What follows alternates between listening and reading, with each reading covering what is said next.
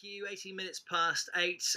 Big national story today. The fact that the Labour Party's National Executive Committee has accepted the IRHA, the International Holocaust Remembrance Alliance's definition of anti-Semitism. However, they have included a caveat or caveats, and Jewish groups have criticised the party for that. Reacting to the adoption of the IHRA definition of anti-Semitism, Shadow Business Secretary Rebecca Long-Bailey says she hopes the move will heal the divisions within the party.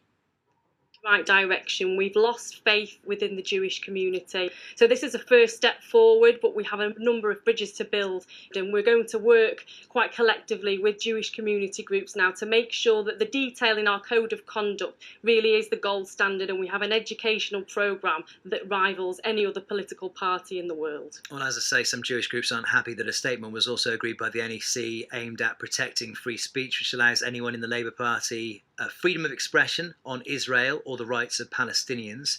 The Jewish Leadership Council said this addition would drive a coach and horses through the IHRA definition and risked giving racists in the party a get-out-of-jail card. Well, Corrie Drew is the Labour prospective parliamentary candidate for Bournemouth East and joins me on the line now. Corrie, good morning. Good morning, Steve. Hi. What do you think of the decision by the NEC yesterday, first of all, to adopt the IHRA definition of anti-Semitism, but then also to allow this caveat? Well, I really agree with what Rebecca Long-Bailey said in that statement there.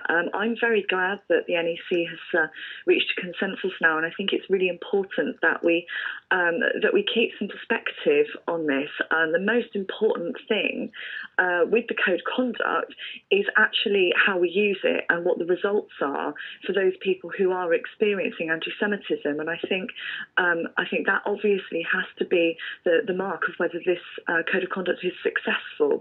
I'm really glad that there's been such a lot of conversation around the issue. It's something which we in the party take very seriously, and that's why so much time has been put into it.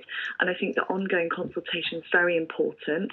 I think no document is perfect, and there needs to be a constant revision to make sure that it works. But I don't believe that there is anybody in the party who is looking to create loopholes to allow any sort of discrimination. That's certainly not what's in anybody's interest. We hold ourselves to the highest standard. Yeah, doesn't the Labour Party have to appear tough on anti-Semitism, though, and to at a point when you could really have drawn a line underneath this and adopted the IHRA's definition of anti-Semitism in full, to allow this caveat to be part of this sort of settlement, if you like, is going to allow this to rumble on. It's still something over which there is a division in the party.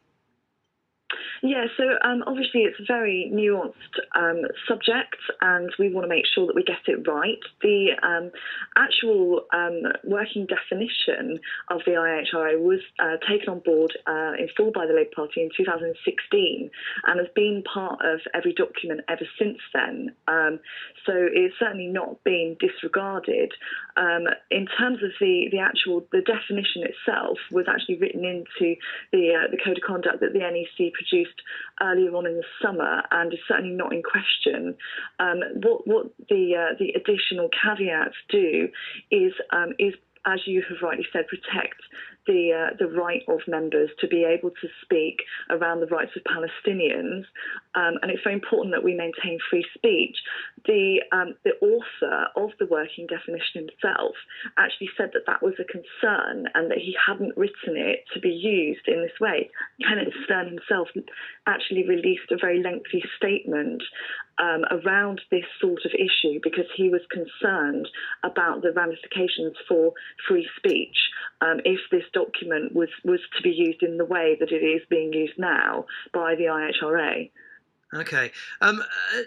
Corrie, I wonder what it's like being a Labour Party member at this time, because here we've had this summer when the Labour Party could have been making all sorts of political ground by either attacking the government on Brexit or making more clear its views on that big issue or other big issues politically, and yet you spent 3 months, if not longer, firefighting an issue like this.